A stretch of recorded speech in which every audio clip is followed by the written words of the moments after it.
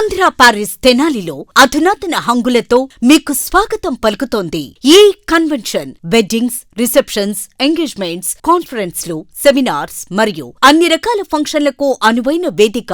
ఈ convention function hall AC, RTC bus stand out gate ఎదురు, తెనాలి.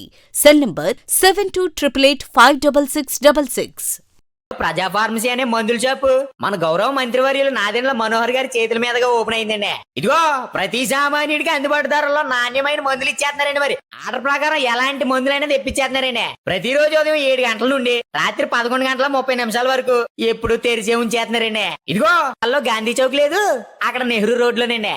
ఇదిగో మర్చిపోండి, చాలా తక్కువ రేట్లకే నాణ్యమైన మందులు ఇచ్చేస్తున్నారు. ఉంటారండి మరి.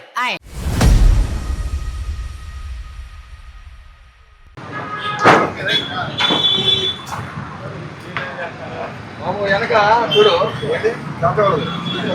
ఎడబెట్టాలా, జీవన వృద్ధి పోగొట్టాలన్నది మా ఉద్దేశం కాదు. ఏనండి, ప్రజలకు ఇబ్బంది కలుగుతుంది. నువ్వు ఇక్కడ పెట్టావు, వాళ్ళొక కారు ఒకటి పెడతారు, పక్కన 2 వీలర్లు పెడతారు. వీటి ఎక్కడ పెడతావు? తెనాలి పట్టణంలోని 3 టౌన్ పోలీస్ స్టేషన్ పరిధిలో ఉన్నటువంటి ఆక్రమణ మొత్తాన్ని కూడా పోలీసులు తొలగిస్తా ఉన్నారు. చెంచుపేట ప్రాంతంలో ఉదయం నుండి కూడా ఆక్రమణల తొలగింపు అనేది కూడా కొనసాగుతా ఉంది. అంటే 3 టౌన్ సిఐ సాంబశివరావు ఆధ్వర్యంలో కూడా ఎస్ఐలు కరీముల్లా, ఇతర సిబ్బంది ప్రకాశ్రావు వీరందరూ కూడా సిబ్బందితో సహా ఇక్కడికి వచ్చి ఆక్రమణలు అనేది కూడా తొలగిస్తా ఉన్నారు. ఇప్పటికే గత 10 రోజుల క్రితం ఇక్కడ చెంచుపేట ప్రాంతంలో CI Sambasivarao municipal town planning అధికారులతో కలిసి ఇక్కడ పర్యటించి వీరందరికీ కూడా కొన్ని సూచనలు అయితే చేశారు. ఏదైతే రోడ్డుకి ఇరువైపులా ఉన్న ఆక్రమణలు ఉన్నాయో, రోడ్డు మీదకి వచ్చిన ఆక్రమణలు ఉన్నాయో వారన్నింటినీ కూడా తొలగించుకోవాలని చెప్పి అయితే సిఐ సాంబశివరావు చెప్పారు.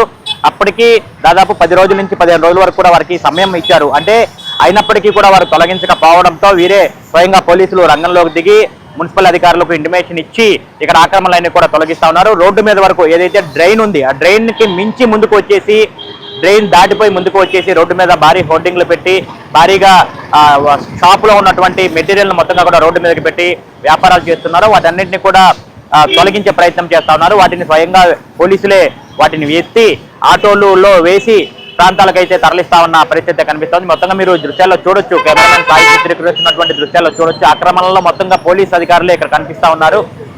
ఇంత పెద్ద ఎత్తున ఆక్రమణలు జరుగుతున్నా కానీ వాళ్ళకి హెచ్చరికలు చేసినా కానీ పట్టించుకోవడం లేదని చెప్పిన కూడా పోలీసులు అయితే చెప్తా ఉన్నారు. స్వయంగా వారే రంగంలోకి దిగి ఇక్కడ ఉన్నటువంటి ఆక్రమణలను తొలగిస్తా ఉన్నారు.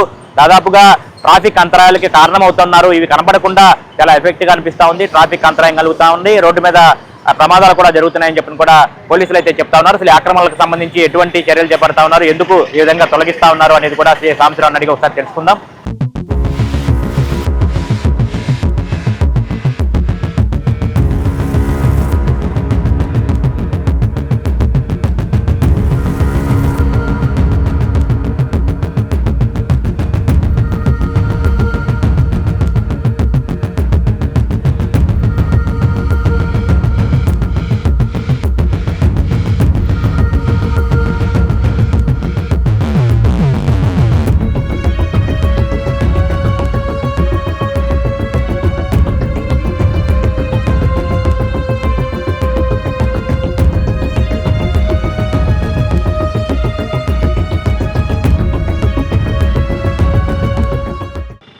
పట్టణంలో ఈ 3 టౌన్ పట్టణ పోలీస్ స్టేషన్ పరిధిలో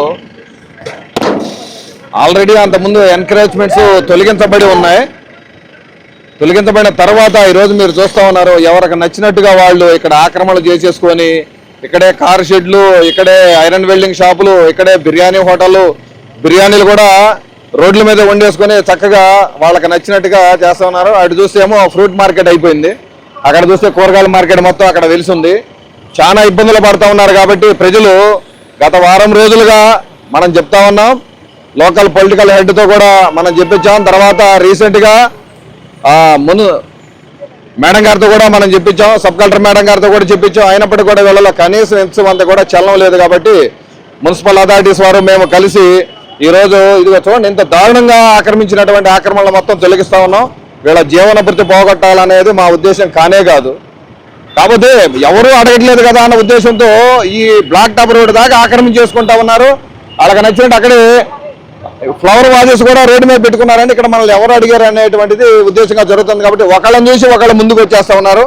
ఇక్కడ ఎవరు అడగట్లేదు కాబట్టి ఇక్కడ కార్ షెడ్లు, కార్ క్లీనింగ్ అంతా కూడా ప్రొసీజర్ అంతా కూడా రోడ్డు మీద పెడుతున్నారు. కాబట్టి వాళ్ళందరికీ చెప్తున్నాం ఏంటంటే, ప్రజలకు ఇబ్బంది కలగనంత వరకు, మాకు ట్రాఫిక్ ఇబ్బంది కలగనంత వరకు దయచేసి వెనక్కి వెళ్ళిపోయి మాకు కోఆపరేట్ చేయాలని కోరుతాను. సామిల్స్ అయితే ఇక మనం చెప్పేదే లేదు. ఆ లాక్స్ అన్ని కూడా రోడ్డు మీద వేసేసి ఉన్నారు అన్ని సార్ల. వారం నుంచి ప్రతిసారి చెప్తూనే ఉన్నాం. మీడియా ద్వారా కూడా మేము వాళ్ళకి గైడెన్స్ ఇస్తూనే ఉన్నామా, దయచేసి కోఆపరేట్ చేయండి పోలీసు వారికి, ప్రజలకి వాళ్ళ ప్రయాణానికి ఇబ్బంది లేకుండా సహకరించడానికి కోరుతా ఉన్నాం. కానీ మనం చెప్పిందే తడుగా వీళ్ళు చెప్పేసి వెళ్ళిపోయారు కదా అన్న ఉద్దేశంతో ఇంకొద్ది ముందుకు వచ్చేసారు. సో ఇది కరెక్ట్ కాదని ఈరోజు ఏదైతే ఆక్రమణలు ఉన్నాయో, బాగా భారీ స్థాయిలో ఆక్రమణలు అయితే ఉన్నాయో, ఇది ఇట్లా బిర్యానీ పాయింట్ పెట్టాడు, తెచ్చేసి రోడ్డు మీద పెట్టాడు. సో ఇలాంటి మొత్తం కూడా తీసేసుకొని మున్సిపల్ డిపార్ట్మెంట్ వాళ్ళకు ఉన్నటువంటి ఆఫీస్ కాంపౌండ్ లో పడేయడం అనేది జరుగుతుంది. తర్వాత వీళ్ళ మీద క్రిమినల్ కేసెస్ కూడా ఇంపోజ్ చేయడం, మున్సిపల్ యాక్ట్ ప్రకారం వాళ్ళ మీద ఎంతవరకు సీరియస్ యాక్షన్ తీసుకోవచ్చు కూడా అంతవరకు తీసుకున్నాం. నిన్న మారిస్పేటలో క్లీన్ చేసాం. ఆ తర్వాతనే వాళ్ళకి కనీసం కామన్ సెన్స్ ఆర్గాన్స్ పనిచేయలేదు కాబట్టి ఈ రోజు ఇక్కడ స్టార్ట్ చేసాం. రోజుకు ఒక ఏరియా అయితే కంపల్సరీగా క్లీన్ చేస్తాం. అవసరమైతే జేసీబీ తెచ్చి వీళ్ళు ఎంతవరకు అయితే ఎన్కరేజ్ అయిపోయినారో మొత్తాన్ని కూడా బ్రేక్ చేయడం అనేది కూడా జరుగుతుందని తెలియజేస్తాం. దాదాపుగా 10 రోజుల క్రితం మీరు మున్సిపల్ టౌన్ ప్లానింగ్ అధికారులతో కలిసి 2 వైపులా పర్యటించి వీళ్ళందరికీ చెప్పారు. మీరు కొంత గడువు ఇచ్చారు, అయినా కానీ స్పందించకపోవడం వల్ల మీరే స్వయంగా రంగంలో దిగారా? కరెక్టే. మేము వచ్చి చెప్పిన తర్వాత మేడం గారు కూడా మీటింగ్ పెట్టారుగా, సబ్ కలెక్టర్ మేడం గారు కూడా మీటింగ్ పెట్టారు. అక్కడ ఎజెండా పాయింట్స్ కూడా వచ్చినాయి. అందులో కూడా గ్రూప్ డిస్కషన్ జరిగింది. ఆల్ పార్టీ సైడ్స్ కూడా మాట్లాడారు. అదంతా కూడా మీడియాలో టెలికాస్ట్ అయింది. ఆ తర్వాత కూడా మళ్ళీ ఎంకరేజ్మెంట్స్ మారిస్పేట ఏరియాలో కూడా తీసేసాం. ఇలా కనీసం చలనం ఉండాలి కదండి, చలనం లేదు కాబట్టి మేము చెల్లించాల్సి వచ్చింది. ఇక తప్పదు. ఇప్పటికైనా వాళ్ళ కోరేది ఏంటంటే, ఎంతవరకు వెనకపోగలుగుతారో అంతవరకు వెనకపోండి. కనీసం బిర్యానీలు రోడ్డు మీద వండుకుంటా ఉంటే ప్రజలు ఎంత ఇబ్బందులు పడతారో. మీరు బిర్యానీ రోడ్డు మీద వండుతారు, సాయంత్రానికి కుర్చీలన్నీ రోడ్డు మీద వేస్తారు. ఇక్కడ బిర్యానీ సెంటర్ లాగా తయారైపోయింది కాబట్టి మాకు ఉద్యోగం చేయాల్సినటువంటి అవసరం పడింది కాబట్టి తప్పనిసరి పరిస్థితిలో చేయాల్సి వస్తుంది. ఇక్కడ lease, sub lease, additional sub lease. ఇప్పుడు ఒక ఆయన వచ్చి చెప్తా ఉన్నాడు, మా దగ్గర 18,000 తీసుకుంటున్నారని. ఆయన ముందు ఒక పాన్ షాప్ పెడతారు, ఆయన దగ్గర 10,000 తీసుకుంటారు. వాళ్ళ ముందు ఒక ఫ్రూట్ స్టాల్ పెడతారు, వాళ్ళ దగ్గర ఒక 5,000 తీసుకుంటారు. మొత్తం మీద ఎవరైతే ఓనర్ గారు ఉన్నారో ఆయన దగ్గరికి ఆయన తీసుకునే దాంట్లో డబల్ తీసుకుంటూ ఉన్నారు ఇక్కడ పరిస్థితి. అంటే వాళ్ళు వచ్చి మొత్తం చెప్తా ఉన్నారు, సార్ వాళ్ళకి అంత కడుతున్నాం, వీళ్ళకి ఎంత కడుతున్నాం అంటే, మెయిన్ ఓనర్గా పోయేదానికంటే కూడా నెక్స్ట్ ఉండే అతనికి డబల్, ఆ ముందు ఉండే అతనికి డబల్, ఇలా అంతా జరుగుతుంది. కాబట్టి మున్సిపల్ కమిషనర్ గారు కూడా దాని మీద దృష్టి పెడతారని కోరుకుంటా ఉన్నాం. ఈ దారుణాలు మేము వినడానికే మాకే చాలా ఇబ్బందిగా ఉంది. సో లాస్ట్ ఫ్రూట్స్ అమ్ముకోవాలంటే మున్సిపాలిటీ యొక్క రోడ్డుని అతను వాడుకొని ఫ్రూట్స్ అమ్ముకోవాలంటే వెనకున్నటువంటి లీజ్ హోల్డర్ ఎవరైతే ఉన్నారో ఆయనకి ట్యాక్స్ పే చేయాల్సి వస్తుంది. దీనిపైన ప్రత్యేకమైన దృష్టి పెట్టాలని కోరుకుంటాం. Thank you. నిజంగా చూసుకుంటే మొత్తంగా ఈ ఆక్రమణలు అనేది కూడా కొనసాగుతూ ఉంటాయి. చాలా ఇది శృతిమించిపోతా ఉంది. రోడ్డు మీద ఉన్నటువంటి ఆక్రమణలు శృతిమించిపోతా ఉంది. ఇది ఒక వ్యాపార కార్యకలాపాలుగా మారిపోయింది. దీంట్లో కూడా భారీగా కూడా డబ్బులు చేతులు మారుతాయని చెప్పి కూడా సీఏ సాంసరావు చెప్తా ఉన్నారు. ఇరువైపులా ఏదైతే చెంచుపేట ఓవర్ బ్రిడ్జ్ డౌన్ ఉందో ఆ చివరి వరకు కూడా ఇరువైపులా, ఇటు లెఫ్ట్ సైడ్ అటు రైట్ సైడ్ 2 వైపులా కూడా ఉన్న ఆక్రమణలు ఎవరికైతే వారు స్వచ్ఛందంగా తొలగించుకోవాలని చెప్పి కూడా సాంసరావు సూచిస్తా ఉన్న పరిస్థితి. కెమెరామెన్ సాయితో గోపిచంద్, ఎస్టీవీ, తెనాలి.